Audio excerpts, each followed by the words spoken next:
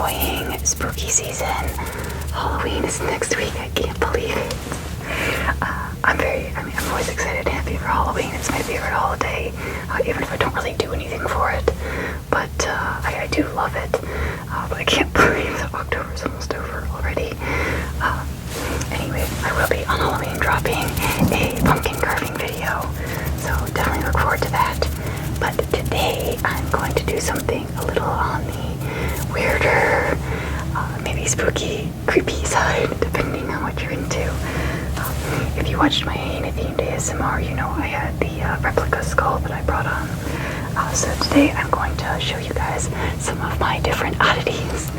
So I've got a couple skulls, some wet specimens, some taxidermy pieces, and just a couple other like animal bits. I guess is the best way to go about it. So to start, I have for you a red fox skull.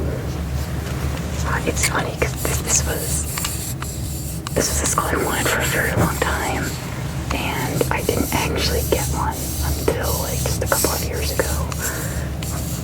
I think at some point I should do just an entire like collection show off, but I thought I'd do like a little variety show today.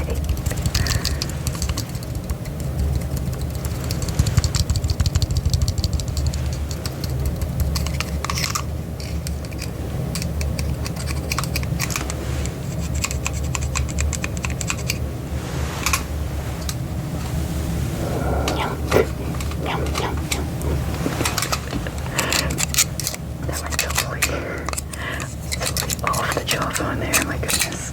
There we go. That was an attempt.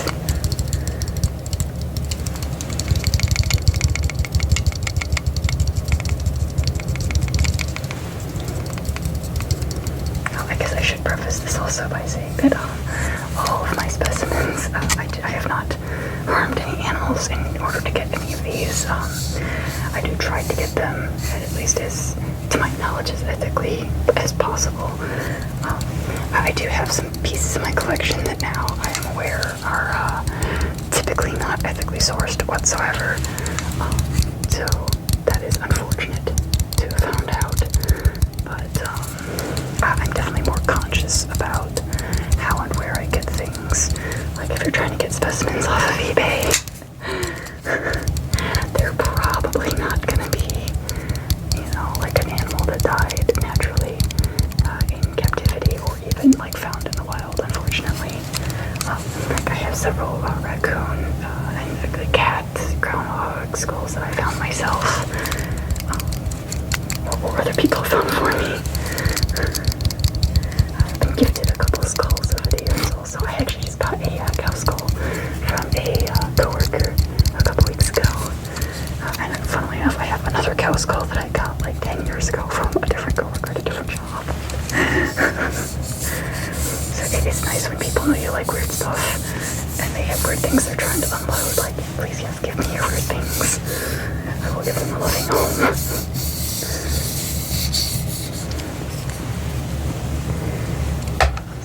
Speaking of ones I've been given, this just domestic cat skull. My friend found one. She was hiking in the woods. This one's pretty cool because it has, I don't know if it was in light, like one of the teeth is broken. So you can definitely tell that this cat had kind of a rough life.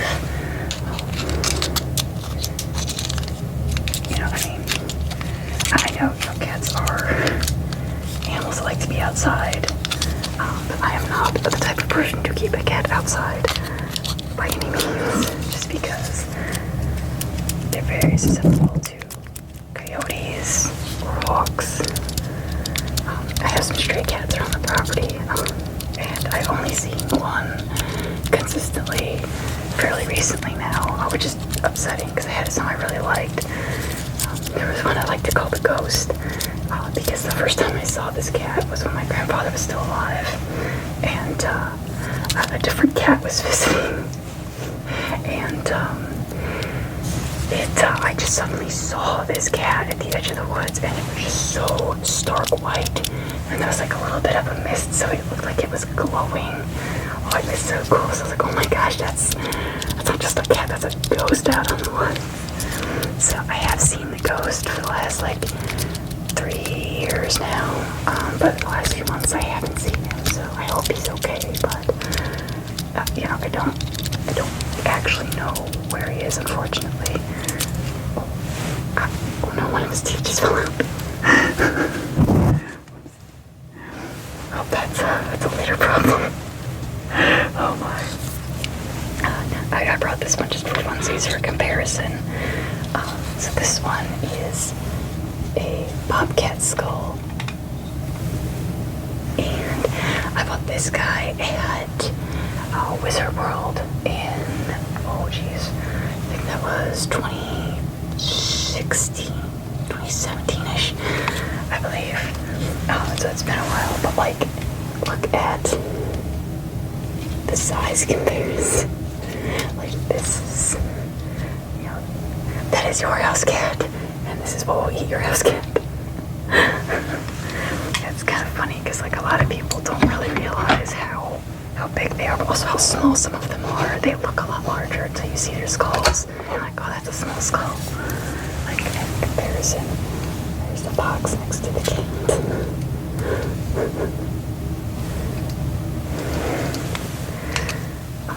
I definitely do want to bring up other ones at some point, because like I have a coyote I can show too.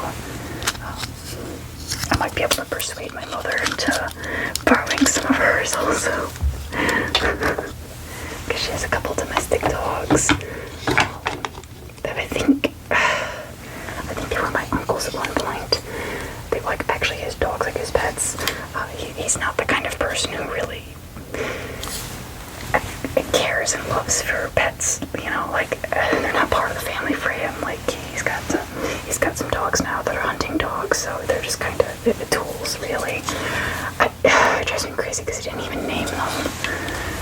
Like, I know his last dog, it only had a name because it was a Hungarian Vizsla, and his neighbor ended up also having one, so he bred it with her dog. So, like, it had a legal name, but not an actual one you call it.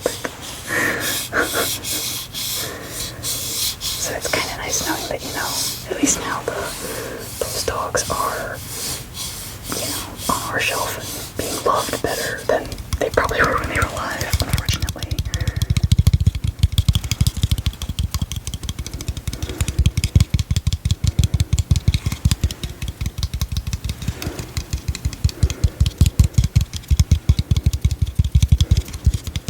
I do not have any pets myself. Currently, I'm not living ones. I have like my stuffed animals and my taxidermy things, but no real pets. My cat passed away back in 2013, and I just have not had the heart to get another one. So that's where I'm at with that. I love visiting my friends' animals, though. Like this, please. I absolutely love when my best friend asks me to house sit for her cats, because then I get to come love on them.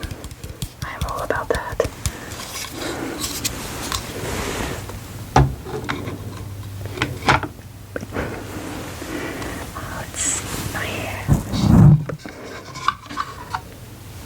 So I've got this turtle shell.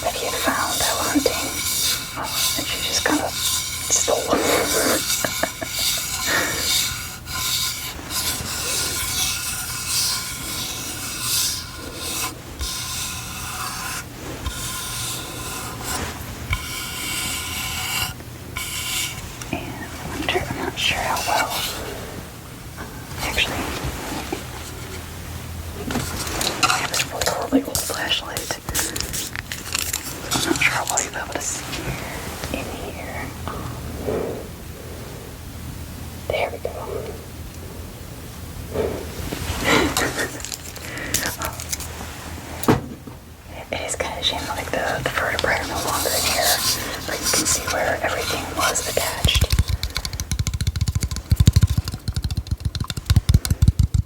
For a minute there, my mic keeps dipping down. It wasn't too noticeable throughout the video so far.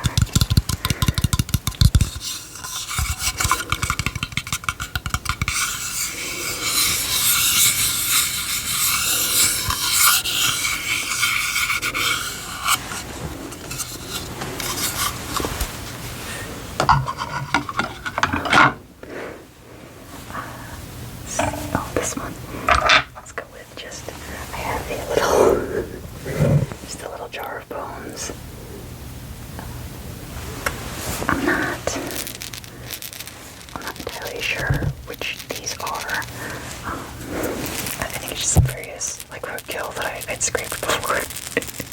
I am that girl. I will go scrape up roadkill and clean it. Typically, I think they're raccoons, probably hand bones. But I thought, like, oh, you know what else can I do with these? Like, they need to be in a little file, in a little display.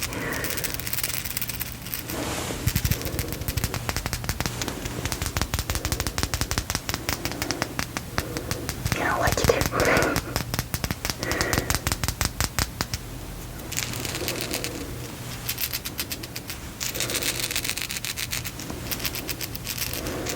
Like, now that I have a house, that's been one of my, like, constant, I need to think about purchases. Like, I have room, I can get a tank, I can get domestic beetles, and clean bones. Like, just, you know, for funsies for free. So it's definitely, it's not off the table yet. So let me show some of my wet specimens. I think this one kind of counts. So this is, I think, just a cobra with some ginger root.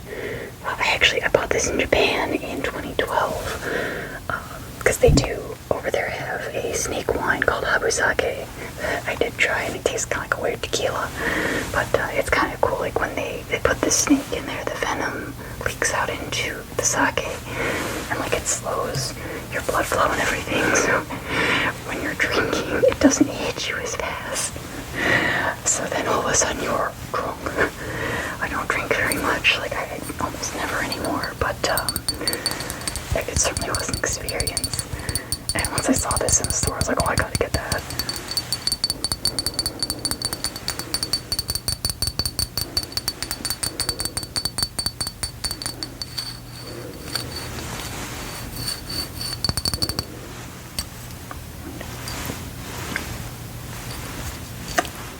It doesn't slosh around as much as I was hoping.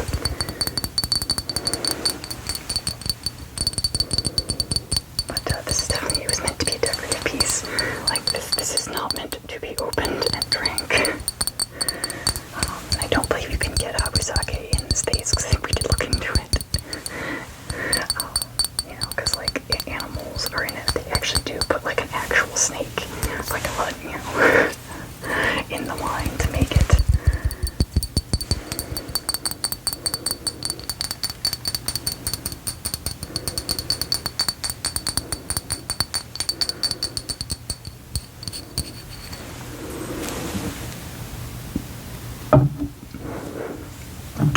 This one is one of my favorites. It's a little armadillo, Rita's little baby. I got this guy at a horror hound convention in, I want to say 2018 maybe. That sounds about right, I think. That was a very good convention. That was a really fun one. I think that was the one where me and my friend went. I got to meet Michael Rucker. That was really cool.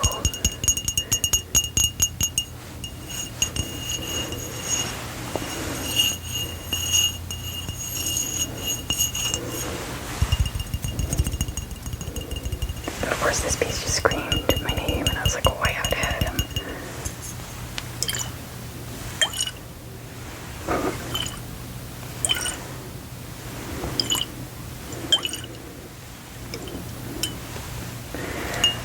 specimens like this are typically just in like part water, part isopropyl alcohol, so nothing too fancy to preserve them. Like, and it's not just the lighting; it is a little like murky looking because the fluids from the specimen will leak out into them as time goes on. So I haven't tried opening this. I don't think I want to. I don't want to try to fuck it up, you know. So I have not attempted to change the fluids. I mean, if it does get any like murkier, I will. But typically, when people are preserving specimens like this, they will like soak them, change it, soak them again, change it. You know, whatever you gotta do.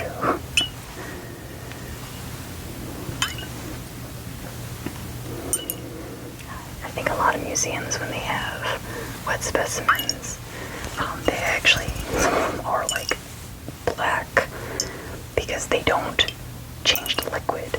Some of them, they hold the integrity is that like, well, I mean, this is how it was preserved. We can't change it because it will change, you know, the specimen itself, even if you can't see it anymore. So that's an interesting take, I think.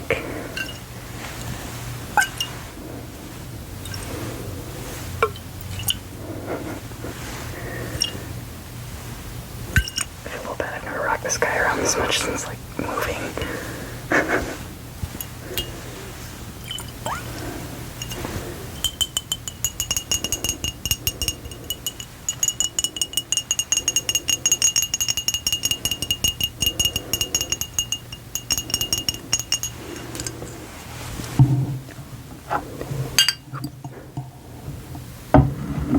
This one is a piece I got a couple years ago. I think that was maybe 2020-ish, I think. But just like, I wonder if I can slide it, that'll show a little bit better. So this is a diaphanized rat that I had gotten.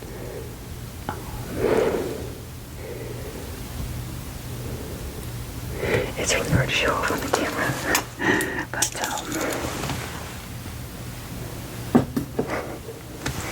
so diaphanization is a process where it's typically either smaller specimens or like fetal specimens because the skin isn't as thick.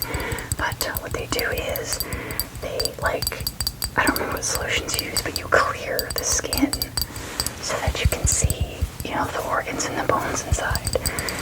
And once it's cleared, like, this is not just a skeleton, like there actually is, that milky stuff is the skin actually still on there. But then they put in dyes that stick to cartilage and bone specifically. And typically like purple or blue are your standard colors. I've seen some people experiment with like yellows and greens as well. But that was one of the ways that they would be able to like view the skeletal structure of, you know, on like cut open specimens, you know, intact specimens. You know, so you could see like what was cartilage and what was bone because like different colors will stick to different new material. But since we have like all these modern technologies, it's not really needed anymore. So it has become more of an art form. There are some very, very amazing pieces out there. Like, if I could afford them, oh my god. Let alone like snag one. This guy is actually in glycerin though, because I think alcohol will like degrade it, but the glycerin stays clear. So, I mean, if I need to replace it, I can, but not necessary. I have a couple funny ones too. So. This is my cockroach. So, I just wanted to bring this on just for the story. So, at work, I work at a hospital, and my department's on the basement, and we're very, very close to the docks and the trash. So, of course, we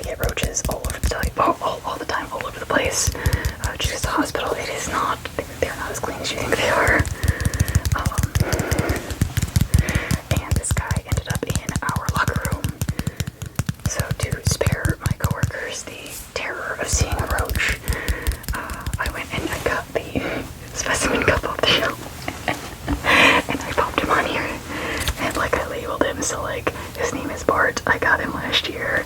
Vacations locker. So I thought it would be a nice little commemoration of my job. And a little bit to the collection. Because I thought about like, you know, rehydrating him and like, you know, spreading legs and wings and painting him. But like, this is just, this specimen comes too on brand. It was too funny. And this one was given to me by my mother.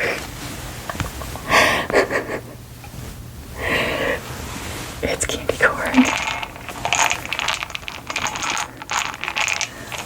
We have this horrible running joke about candy corn, and it is solely because of the Lewis Black stand-up about candy corn. So if you've seen that, if you know, you know.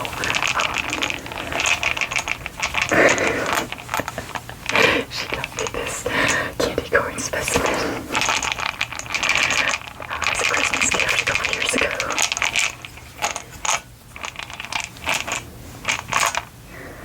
And it has been several years, and like, even through my mask, you can tell it's not moldy. This does not go bad. All the world's candy corn was made years ago. They recycle it and wash it and repackage it.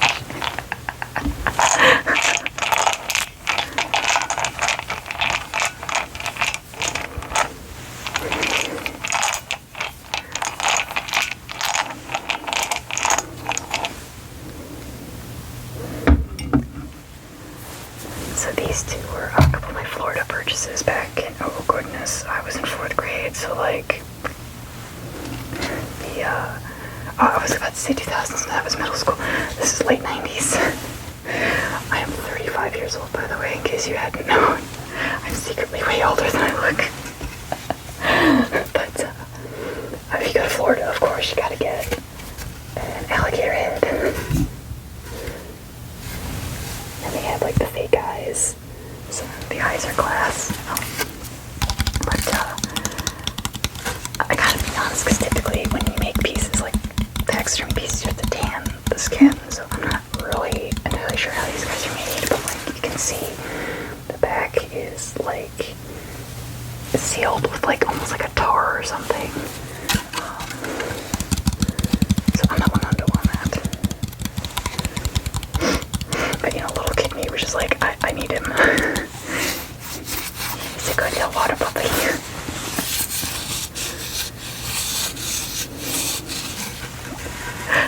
I was more excited about this than getting something at Disney.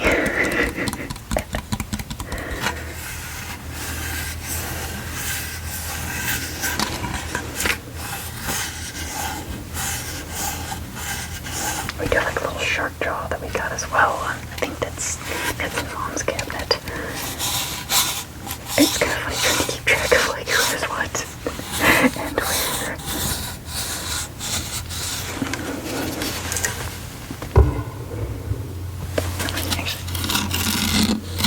Oh, there we go.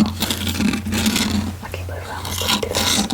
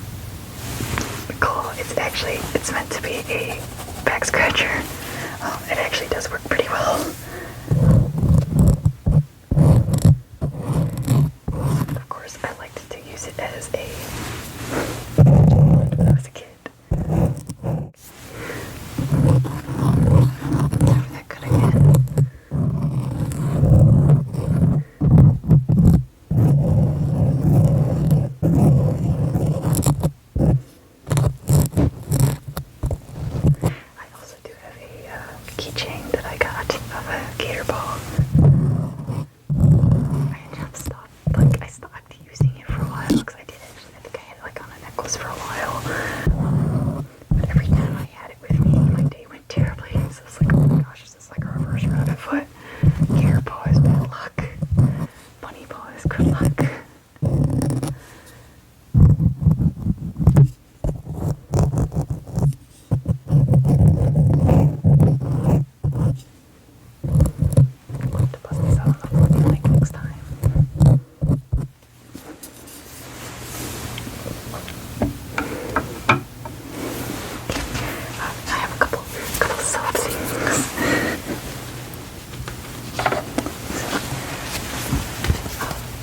Another county fair piece that I got is this coyote face.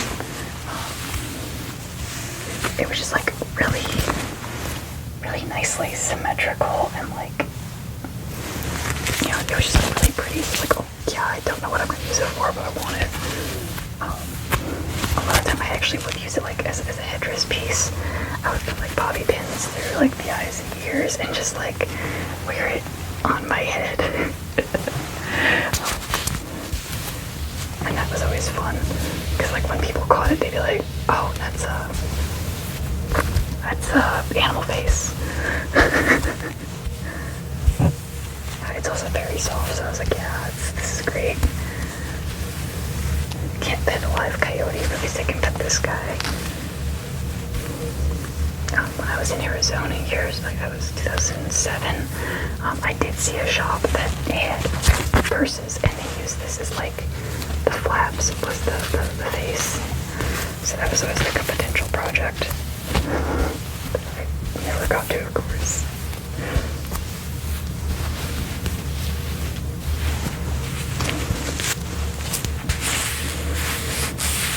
I also do have a badger and a red fox face that I bought also at that red fair that I got the Butterskull at. They just have like a bin, like there's a random like first grab bin and then like a random face bin.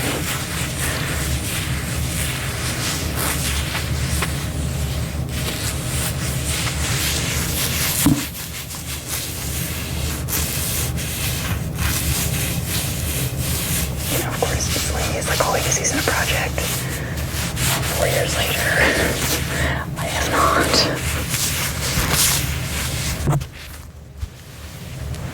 One of these days, maybe.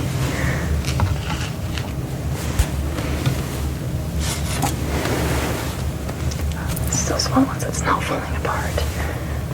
I do have this really gorgeous foxtail. It's like almost like a cinnamony orange color, as opposed to like the normal like bright red. I do have a traditional red foxtail, but like the tip tends to like get weak and fall off.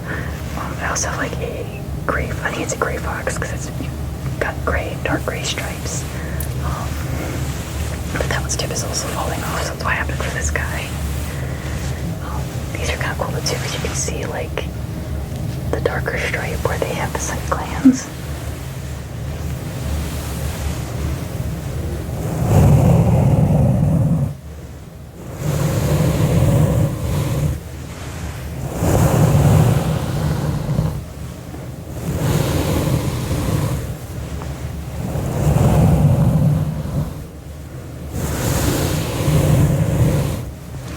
It was funny, I think it was with the red foxtail when I bought it, like I immediately like clipped it to my belt at the fair.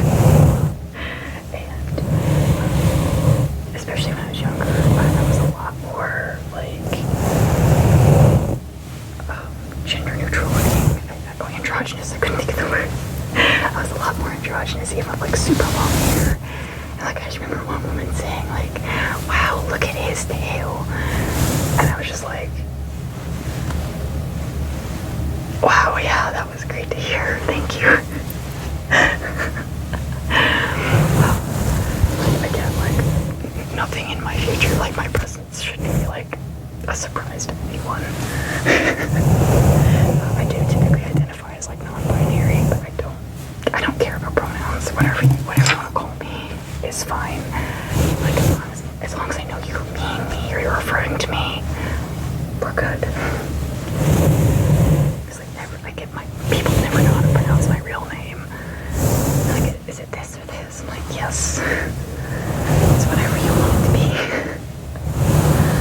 Like, I genuinely don't care.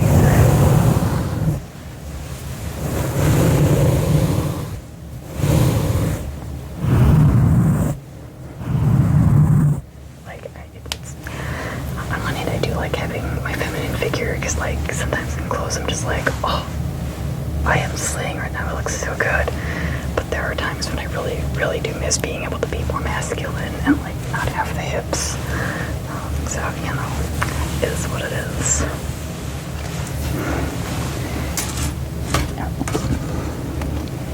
Alright, so this last one I'm going to show you guys. I actually just got this last year, and this was a dream piece for me to buy. Like, it's not just any jackalope. The artist is made jackalope, and she just does these incredibly beautiful taxidermies.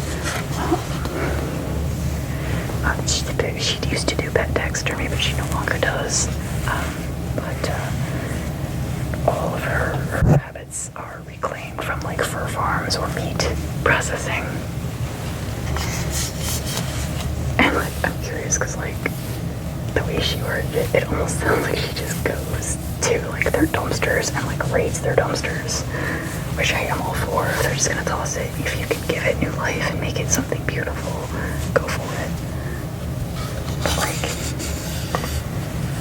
wow, like since at least like 2021, 22, I have wanted one of these. And like last year I came with a little bit of money, and she had a sale up, and this guy was still available. I was like, oh my god, like buy it now. I was late to the sale, I forgot about it, but he's still there, so it was meant to be.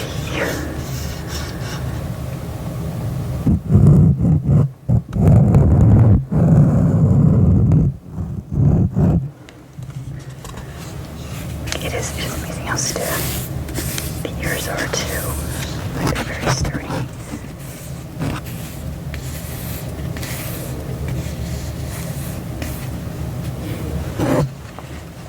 So funny enough, I really don't have a lot of taxidermy pieces. Like, this is kind of it. Just because like they are expensive, and like deciding on what you want is kind of difficult, especially when what you really want is very out of your price range. I'm still thinking about getting like a nice big deer mount or something to put over my stairs for the basement. But you know, it's still in the future.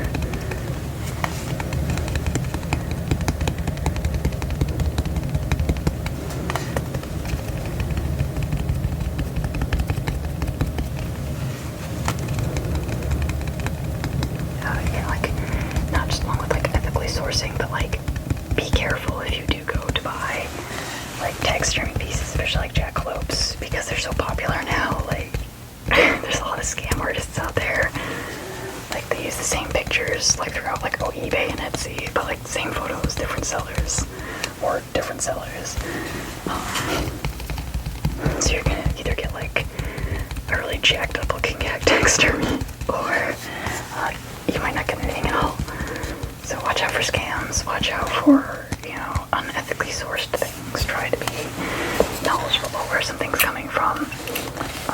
I'm definitely being more diligent about that now, because I don't want to be like part of that reason to contribute to, you know, animals being killed specifically for, you know, decorations like that. Like, if you find specimens and you can do that with them, like you can make, you know, like find it in the woods yourself, or even if you resell it that way, that's totally fine. I try to find as many as I can, of course, but yeah, just being aware of that makes things a lot better. But anyways, I hope you enjoyed this, and if you didn't, I'm sorry. Or if you decide to tune out because like dead things are not your thing, I'm sorry. I am a full culturist. It's funny, like I grew up, you know, surrounded with like skulls and things because my mother collected as well, and she'd get some from like farmer friends and that, especially probably from like school, because you know, more of a farming community that we used to have in the area. But it's funny how much it rubs off on you, you know, and you're just like, yeah, it's a skull. You're like, we're out on a walk. I'm like, oh, look at this great skull I found. I usually keep a bag on me for that. And everyone's like, oh, what are you? You're not keeping that, are you? Like, yeah, of course I am. Like, I'm gonna clean it, and it's gonna go on my shelf. What else would I do with it? I mean, maybe make some jewelry out of it, but mostly they live on my shelf, and I love them, and I enjoy them. And if I can give something a new life out of its death, I think that's a really beautiful thing myself. You know, I'd like it, on one hand, yes, I would like it to return to the earth as it was, but also